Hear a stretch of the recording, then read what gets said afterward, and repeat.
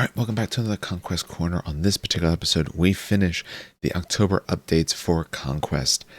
Specifically, we are going to go through the Wadhrun speakers units. For them as well as the Nords, I didn't do all the little masteries and some of the other pieces like that. Might go back and do that, but that'd be more of just an army discussion, which now that we have these updates, although we know 100 Kingdoms are going to get changed in January, so short of them, it'd be nice to kind of go back through and discuss that. I know there's been some talk. Some people I know have asked, hey, with some of these, how does this the other thing work? And there's some other thoughts I have in mind. But for this, we are going to be looking at the last bits of these updates that we need to for the time being. And then we can get to some other content, including ranking these for new players, which Steve and I are going to try to get to maybe by weekend. With it being Thanksgiving, a little bit tough. Keep in mind that also they have announced their Black Friday sales, and if you are looking to pick up anything for Conquest, we do have a discount code in the show notes below. It's Train Kickers, saves you 10%, helps out the show as well, does a little bit of something for everyone. All right, well, let's get to these. Now, in case you haven't watched one of these before, new on the left, old over here on the right. First thing though, before we talk about the units, we have to make sure we understand the main army rule, which is chanting. This has undergone a change. I don't know if I would necessarily call it drastic change, but a change compared to the previous edition. Essentially what happened before, for the parts that are essentially the same, every time a regiment or character activates, there used to be some exceptions to this, there really isn't now, but whenever any of them activates, before they do anything else, you play a chant card. Your stack's allowed to be 3 cards. Characters don't set off battle cries or set off the chant, but the regiments do.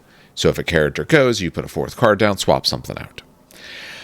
When you have 3 and the regiment goes, they chant the battle cry. So when they do so, you're going to ditch all your markers. If you have some Conquest markers, you could swap them out for other things, but when it's all said and done, all the markers are gone. Depending on how many markers you have, depends on what you get. There used to be 3 tiers, but one tier you had to have the rule of Fanatic, and there was ways to get that rule, but you had to have that rule, and of course they stack. And honestly, overall, they used to be, I think, stronger in general. This was a known thing. They effectively have weakened to a reasonable extent what the chants do, but now it lets them put abilities on units. So units before never really had chant-based abilities, either what triggered off of a chant or something they got with a chant or in lieu of a chant or their own chant. That's essentially the addition. We've already seen with slingers being able to get their torrential fire at full distance instead. So for what they do now, Famine, Death, and War all do the same exact thing on 2 markers. So the tier 1, lowest level, is that your non-light command stand is 1 extra for purposes of seizing. So your 3 stand can count as a 4 in the correct turns. A nice to have, not amazing, but a nice to have. Your tier 2s are either +2 to charge distance, untouchable, or cleave 1 if you're talking about war. Which the cleave 1 is very nice. We did see it's not cleave +1 though, so it doesn't stack if you already have cleave. So whatever character you take, all their regiments have that type.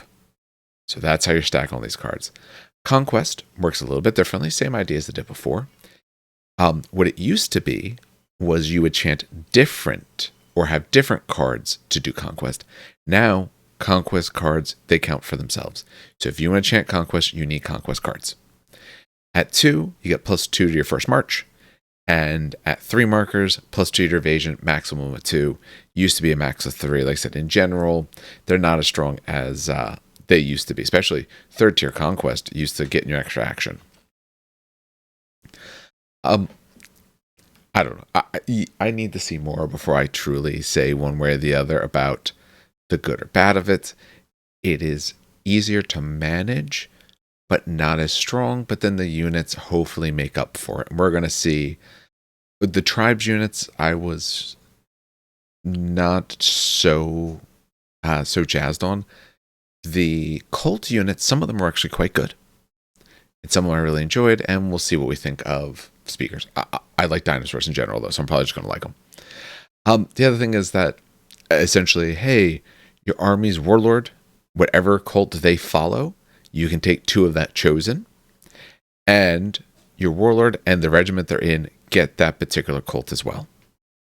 Okay, so easy enough. So we're going to look at the speakers. So for the speakers, few different units we want to talk about. We have to talk obviously about Thunder Chieftain. He's going to be up first. And we're going to talk about their supremacy. Then we're going to get into the characters. Well, there we go. So, supremacy of Thunder Chieftain stayed pretty much the same, although it just keyworded a little differently.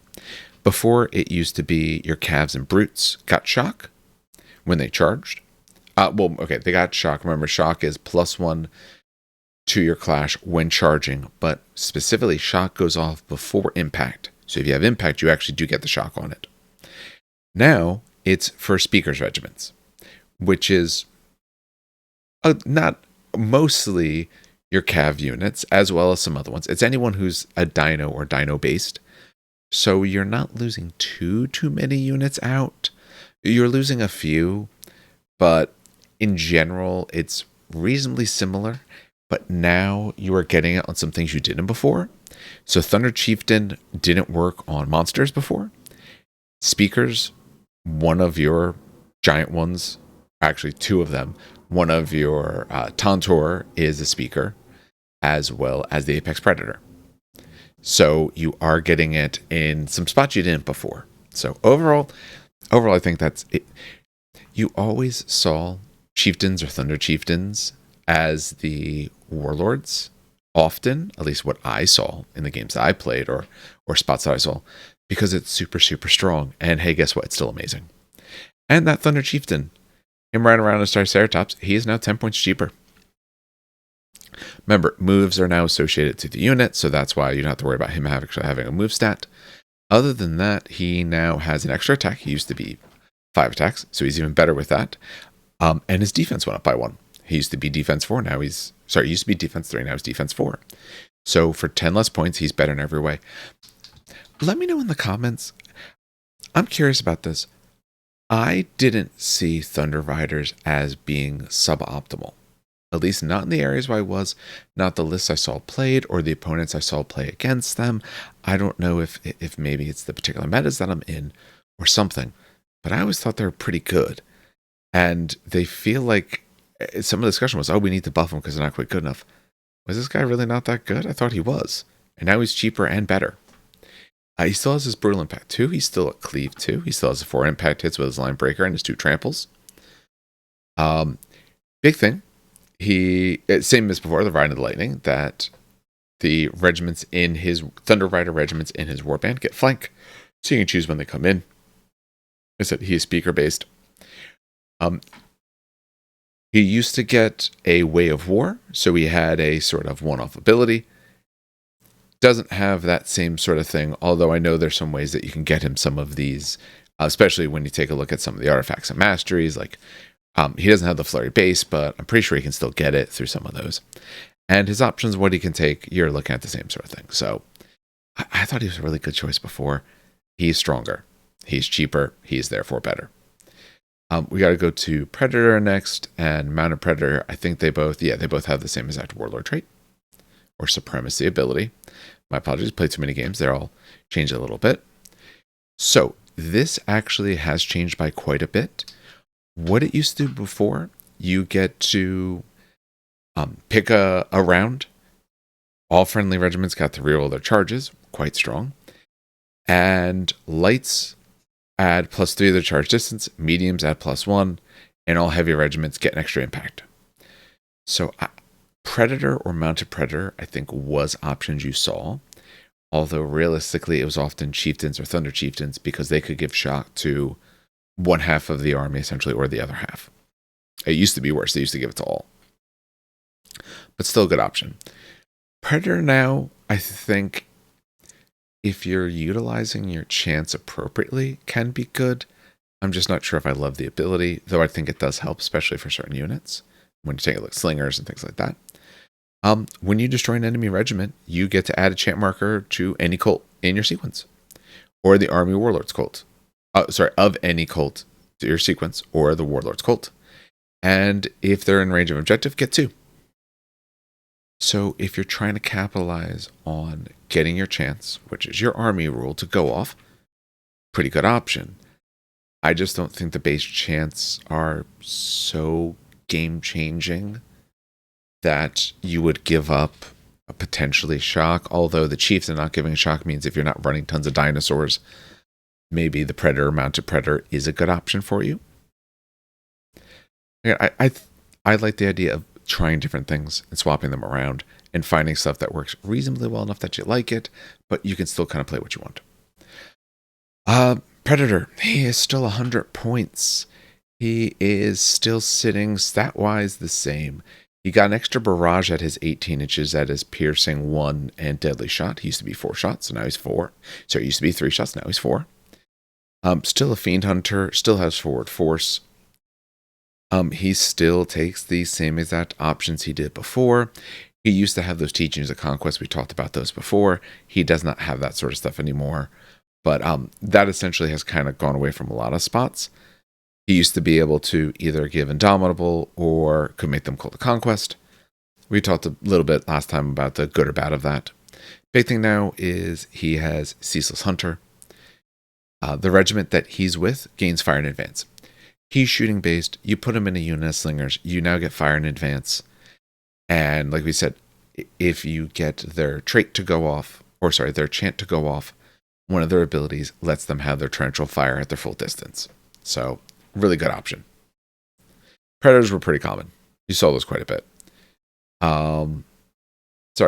There's slingers are restricted for them, but they can absolutely take them. You just take something else. Hunting pack's not a bad thing. Raptor riders are actually really, really good. So you could always take that. Mounted Predator. He is down 10 points. He used to be 110. So now he's back to the 100. He is stats-wise the same. Yep, he's stats-wise the same. He did not get the extra shot, oddly enough. So be it. He still has the Fiend Hunter, still has all of that. His big thing that, again, the other one before could take Way of Hunters, take essentially some cool abilities, could give you the sure shot or fire in advance. What he does now, friendly speaker regiments in this warband ignore the effects of hindering, dangerous, broken, or perilous terrain. So you don't care about the terrain. Effectively, you don't really care about terrain. It is just the speaker regiments in the warband, but if you look at what he has, that's what he takes. He takes speaker regiments. So, he can pick, single artifact, all that, same sort of things as always. So there's your Mounted Predator. Those are your characters. Oh, sorry, Winglord Predator. My apologies. Got to get to the Winglord Predator. All right, so Winglord Predator. He didn't exist before, so there's no comparison to be had here. He has 210 points. Move 9. He has his volley and his clash of 3s. He gets 11 attacks, 16 wounds, because he's on a quaddle. Resolve 3, defense 3 with evade of 2. He's a regular, so him moving forward isn't going to help you. Makes sense. That would be a little bit too much. He does fly. He's got his fluid formation. He has some cleave. Barrage is 6 at 14 with his armor piercing 1. He gets a free volley. Remember, you're limited to 3 actions around. On your turn, I should say. When it's the regiment's activation, they're limited to 3 actions. Bird of Prey once per round. When this regiment marches over a size 1 enemy regiment, so infantry, effective infantry, it inflicts 5 hits. They count as flank, no morale, but hey, you get free 5 hits if you go across someone. You are move 9, so you got a decent shot to be able to do that. You get brutal impact 2 until the end of the round when performing charges against flanks or rears. You do have fluid formation, so not too bad to be able to go over someone, get some hits, rotate, next turn, smack into them. That's your death from above ability. And all the character and all friendly speaker monster regiments in this army gain access to the following chant. So your Apex Predators, your Quaddles, and your Tauntors. Predatory Shriek. You may chant this battle cry by discarding 3 chant markers of any cult and any combination from the sequence. So instead of doing your normal chant, you may do this chant. The regiment gets terrifying +1. You have some terrifying already, extra.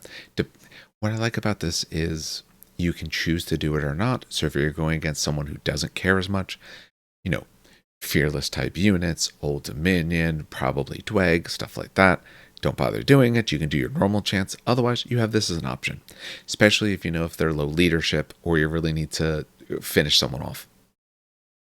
Can't be a warlord, has to have at least one more regiment in the warband. And it's a regiment by itself. It's a character. It's also a monster, so it gets all the special rules related to all of that. Can't purchase any extras, so no artifacts or masteries. So what you take them as is how you take them. I think it's a good option. I think the Quaddle is very nice. We'll get to it shortly. We're not going to do the deep dive of the Quaddle, but we will talk about it. But I think this guy is a good option. If you want any of these sort of things, you do have to take another. Hey, you can just take those Raptor Riders, but here's a nice way to get one of them here. All right, so that is the Winglord Predator. I said we're going to skip over artifacts and stuff like that. I really only talk about them if they are locked to someone specifically. So we'll talk about, like, say, Death's Reach, because it is locked to just them. So for Death's Reach, 20 points. The character gets +1 to his attacks and +1 to cleave. 20 points Predator, mounted Predator only. They both had cleave 1. Now you're getting cleave 2. Cleave 2, quite a bit better, obviously. 20 points, still cheap enough to not feel bad about taking it. So overall, I like that. We talked about some of the teachings before and ways of the speakers. We don't really have anything we have to say there because of who it is. Don't have to talk about the spells. So we actually get, now, there's actually a lot of units for this, but we do get to kind of skip a decent amount down before we actually have to start getting to anything. But overall, there is quite a bit of units. So not a lot of like war gear locked away, but a good amount of units. So we are going to start with Hunters. Hunters are the same base points, but now 5 points less per stand. They are sitting at, the same exact stats, although Resolve is +1, so better Resolve. These guys are light. Barrage 4, 14 inches, armor piercing 1, deadly shot, all that's the same, and loose formation. So they don't get shot quite as easily. They get a free standard bearer. Standard bearers used to be 10 points. That's essentially across the game. If you had a standard, you get it for free. So these guys now, a little bit better than they were before. If you liked them before, you like them now. With the extra Resolve, help stick around a little bit more. Decent light option. I think some other things you'll probably see more. Slingers, you'll probably just see more. But if you took Hunters, you're not losing much with them. And we did talk about, the characters don't really do so much for them, but they're fine. Like I said, if you liked them before, they're fine. Nothing to write home about. But lights usually aren't, outside of like really stellar lights. But most lights are nothing too crazed. They're good about getting further up, getting you set up for later turns, and engaging your opponent in a way that is beneficial to you. I mean, technically that's what all units want to do, but lights are able to do it early, so you're looking for them to be able to make some real differences. Hunting Pack stay the same as that way in terms of points. They stay the same as that way in terms of stats. They're still fluent formation. They're irregular, so they're not going to help you push up your line at all. They are opportunists, so they're trying to hit people in flanks and rears. They used to be unsung, which meant that they didn't chant.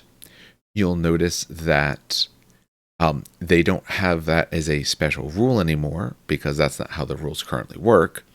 What they have is Swarm, so they count as size 1, and they cannot chant the battle cry. They do add chant markers, though. I believe with Unsung, I don't think they even did that. They couldn't do anything. Now at least they do still add markers. They're still Vanguard, they're still loose formation. And obviously can't have a character join them. Hunting Packs, when used well with things like Opportunists, good amount of attacks on 2s, but you get the charge off on 3, 6 attacks each, you are getting some good results. They're not helping out your reinforcement line, but they are getting up there very, very quick with fluid formation. They can face wherever they want, so they can rush off to the side. They're move 8 with Vanguard. So effectively, they can get halfway up the board. If my opponent put anywhere near the middle, I can rush up the side of the board, turn at the end of my turn, or turn at the start of my turn, hit them, getting all my bonuses and everything like that. I can do a lot of good there. And you don't care about when they get engaged, because since they're regular, they weren't helping your deployment lines anyway. I'm a fan of Hunting Packs. Again, I'm not saying they're the greatest thing ever. I don't try to play this game at the ultra competitive level. But of the two we talked about so far, Hunters or Hunting Packs, I prefer Hunting Packs. They don't survive great so you have to be very careful with that. But loose formation helps because you're probably just getting shot early. Or you can try to, with their movement speed, you can make sure all that's happening to them is getting shot, probably. But if you can make them work, I think they do a lot of good. Raptor Riders. Raptor Riders were really, really good before. Raptor Riders are not worse now. So let's take a look at them. Still 180 points, still 60 points per stand. They actually got better volley. So if you liked your Raptor Riders before, you gotta love them even more because the clash stayed the same. Yes, they fight in combat as well, but they get a free volley action. That is not something base they had before. They did have flurry, so when they get into close combat's good.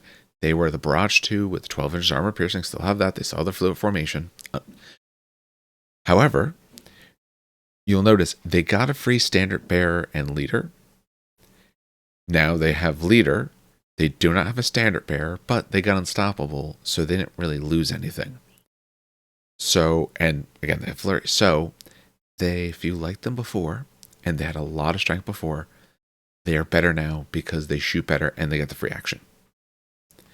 So, I know when I did one of the videos talking about the main army list, I wasn't mentioning like how unbelievably crazy Raptor Riders were. The Raptor Riders were never bad. I think they do a lot of good. They are better now, though. And I don't know, to me, there's not the end all be all, but getting that free volley, yeah, I know it's only 2 shots each, but armor piercing 1, especially because this is one that's going to try to get into sides or anything like that, or take out your more, say, chaff units. You do have ways to heal. I remember one time I went against a unit of these guys, and I just never put enough in to stop what would be healed up.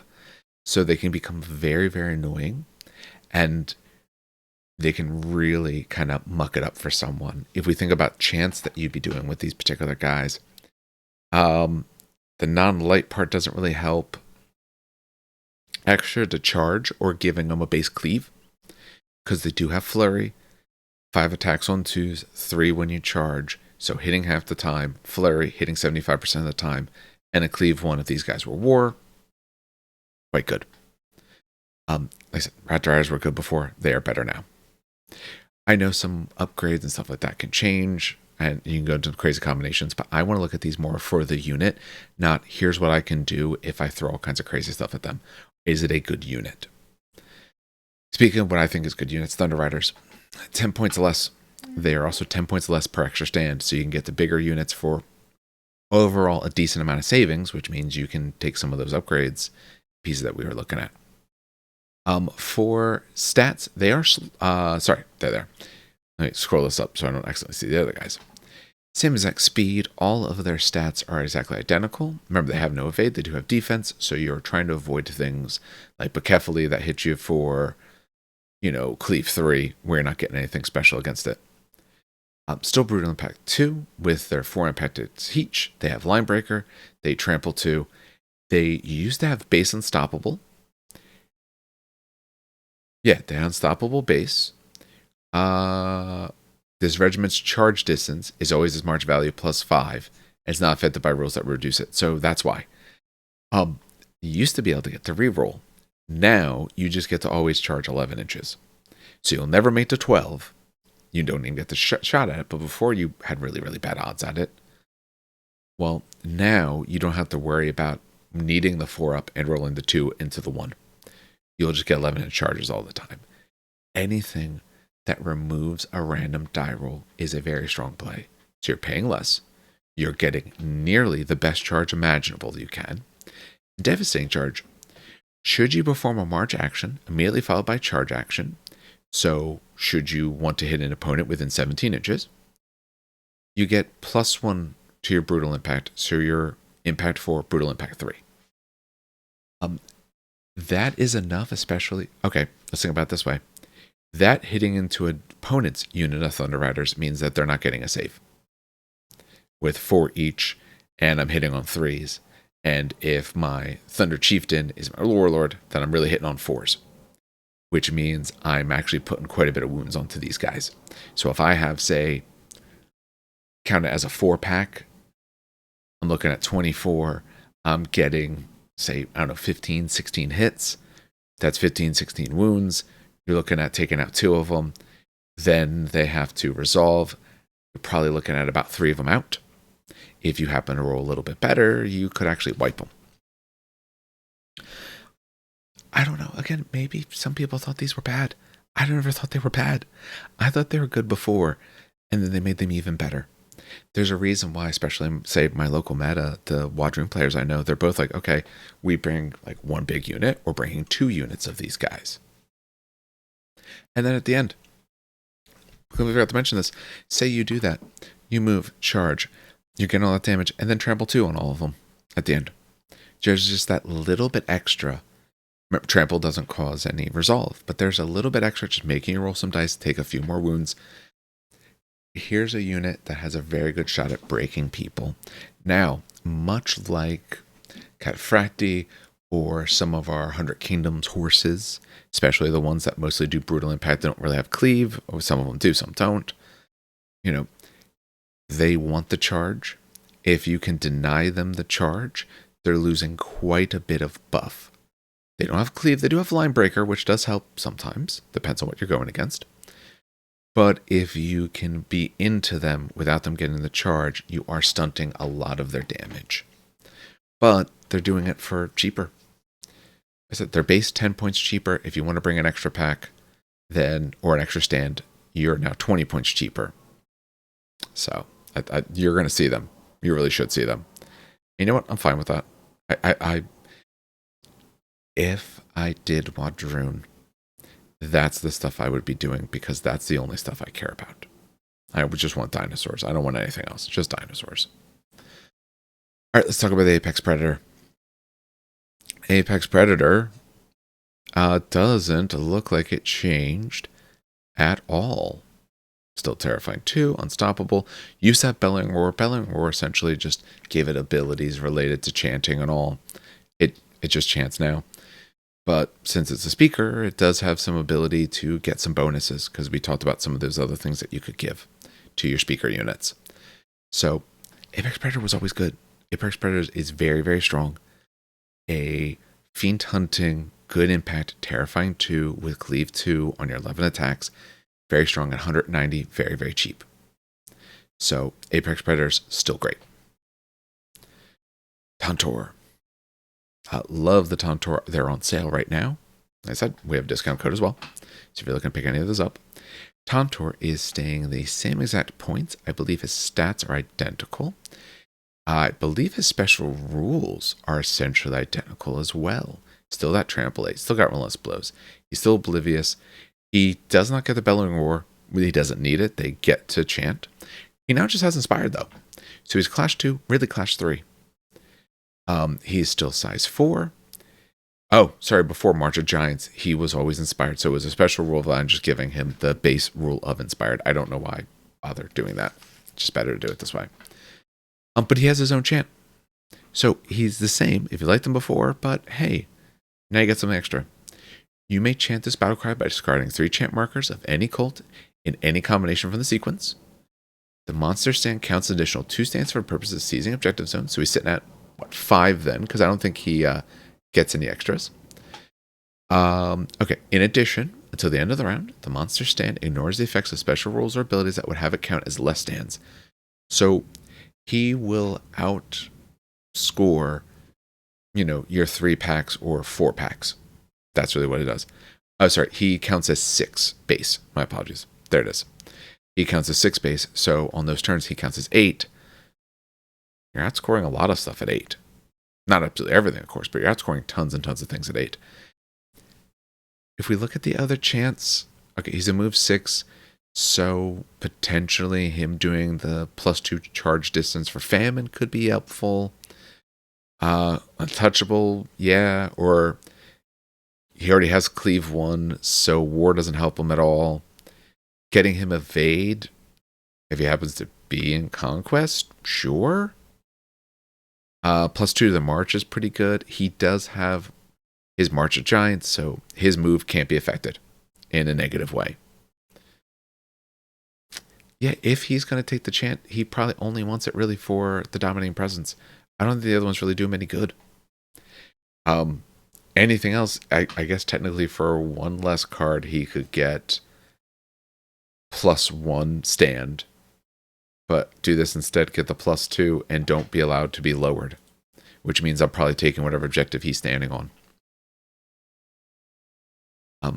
I like the giant dinosaurs because they're absolutely giant dinosaurs. And they gave this guy just enough extra, especially as points cost, that he's in no way an auto-include. Because he's very expensive. You're tying a lot of points into something that is pretty slow at move 6. Might not get lowered, but still slow at move 6. But he fills his role very well. He is a bully. He's going to hit things. He is going to cause them some problems. He has his relentless blows on his 16 attacks. So he doesn't add his Clash 1. He's always inspired, so he's sitting on a 3. And he can just grab you the objective. If you say, you know what, I need it this turn, have him have it go off, you'll get your objective. All right, last unit we have to talk about is the Quaddle. It's probably a somewhat unfair comparison to talk about the Quaddle's old rules, because when they were really written, the Quaddle wasn't really out. Not really, at least I don't think it was. You're kind of just seeing them now.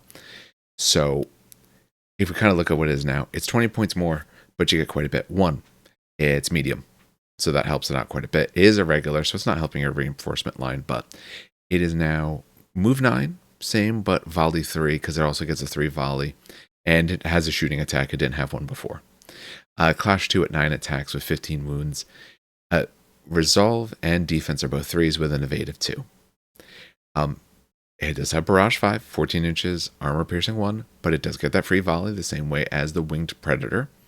It also has that bird of prey and death from above rules like the Winged Predator, so going over infantry, cause 5 hits to the flank, and if you hit someone in the flank or rear, you get brutal impact 2, and he is on impact 6. Impact 6 on 2s is not great, although it is speakers, so there are some ways to buff that like we talked about, and basically leave 1. 9 attacks with basically leave 1. Pretty cheap. 170 points is actually pretty cheap. Quaddles people really like. I think you are going to see a good amount of them.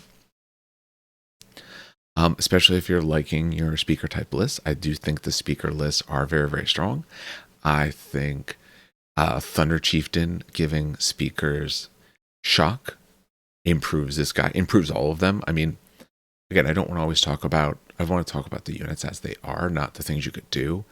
But taking a warlord with a certain supremacy is a very simple thing that you can do. So every one of these units, especially the ones that do impact, get much, much stronger as soon as that guy is actually leading this force. Especially this with a move of 9 means you're much more likely to get the charge yourself. You're looking at minimum 10-inch charge, which for a lot of infantry, that's nearly their maximum. Or almost a maximum, depending on which ones you're talking about. I like the Quaddle. I like the Quaddle. I like the model as well. Like I said, I just like the dinosaurs. If I did this, I have some other forces that I'm working on, but if I decided to go back, that's what I would be doing. I would just be doing this, because that's what I want. I just want dinosaurs. And the other guys don't fit great on their bases. They're a little bit too big. I said Thunder Chieftain, we put it right here. All those friendly speakers, the one we talked about, get shock. So you can give this guy +1, so he's sitting on 3s. You can do the same thing to the Tauntor we talked about. You can do the same thing related to Thunder Riders, getting them to be like on 4s instead for those impacts. And then Inspire. So 4s are rolling 6s if they're actually getting to swing. All right, so I think the speakers overall, for what we see, what the Thunder Chieftain can do, and what the Predators do is not bad either. But at least for the ways that I look at the army, I think this is where a lot of their strength lies. I think the Colts units are actually quite nice. I think you can, sprinkling them in can do you quite a bit, but I don't see them as being a main force. Just because of what they do, I don't find that too much. The tribes units are fine. I don't like them so much in general, although what's nice about them is they're often mainstays to let you take some of these more restricted, monstrous things that you don't always get as much to. As I said, Thunder Chieftain can take 2 regiments of Thunder Riders as mainstays. Okay, that gives you those options. But when you look at the Predator, you want something from the go in. All right, the only thing he goes in is restricted to slingers, which isn't bad, but then you have some of those other options, the Braves, the Blooded, all of that. The mounted, it's a little bit different, obviously, for what he takes. And same as Wing Lord. I think that's where a lot of this lies. That's where the fun to me lies. Those are the things that I want. So I see, a nice sizable group of slingers, maybe with a predator in there. I see Thunder Chiefs in as my leader with a couple packs of Thunder Riders, an Apex Predator, maybe a Quaddle or something like that. Some Raptor Riders sprinkled into flavor as well as to do you good, because they can get some good shots. They can then hit opponents. They hit them in the right sides. They can do a little bit extra to harass and to stop you from taking the objectives, because they're pretty good at getting enough output in to take down the stand or two they need to tie you on the objective, or maybe even beat you out. They're light, so they won't take it, but at least to make sure you don't get it. So let me know, obviously, in the comments what you think. Going through all of Wadrun, this is the part that I really like, but that's also, like, when I was a kid, I didn't have zoo books. I had the dinosaur books. So, this is what I like, so I'm going to like it no matter what. But I do think they made pretty much all of it better. Only thing they downgraded really was the chance. I know why they did it. And it is easier to figure out chance now because you care a bit less about it. There's certain units that really want it. Slingers really want it. We talked about, the Tauntor when I need it for the objectives. I got to kind of set my cards right for him. But otherwise, they're not quite as impactful, which makes it a little bit easier. Also for the choice of what grouping to take, which ones, and that can be its own discussion. I have some Wadrun players around that maybe I could actually have them come on to talk about it. The sort of why they make what choices they do for which chance to go for, or what ways to take their particular regiments and all of that, or the war bands. So, but what's weird is, like, I don't care as much about the chanting. Before it felt like if you screwed up the chant, that unit that needed to do something, oh man, it's neutered now. Now I'm getting like a buff. Don't get me right, they can be good buffs, but if I accidentally mess up the timing, I'm not losing. Oh, my unit's still broken because I mistimed it and they didn't be able to get the ability to unbreak and all these other things. No, I'm getting a cool plus, but I'm still probably okay. It has made the army, I think, to at least an extent, a little more forgiving. We'll talk about where we rank this related for each other in terms of best for a new player, but I do think it got a little bit more friendly in that way. But we'll get that to another day. All right, so that's going to do it for this particular video. Like I said, other things we're working on. I still have that battle report I have to edit. It's Thanksgiving, so I don't know if I'll get to it, but I'm hoping to get to it pretty soon. If not, maybe the week after I can actually sit down and do it. There's some more battle reports I want to do, but we also have PAX Unplugged coming up. So if anyone's going to be there, I'm going to be there as well. I don't think either of the other two guys are going, but I'm going to be there. I'm actually going to have a Train Kicker shirt. I'm going to be going around. I will go through the miniatures areas, but I don't do miniatures there because I do miniatures all the rest of the year. This I really do for board games because I'm there with my wife, my family, and some people like that.